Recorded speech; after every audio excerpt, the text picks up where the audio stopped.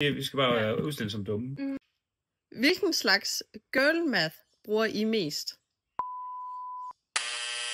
Hvad er det? Jeg skal lige tænke over det jo. Hvad er det? Hvad giver jer det største ikke? Hvad fanden betyder det? Er det også derfor umoderne, eller hvad? Vi skal bare udstille som dumme. Hvem slager mest af jer to? Ej, Pernille. Ja. Hvad er det? Goat-produkt.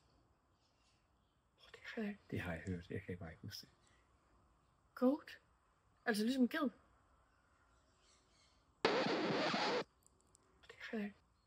Det er jo noget med de bedste produkter. Det er snacket. Ja.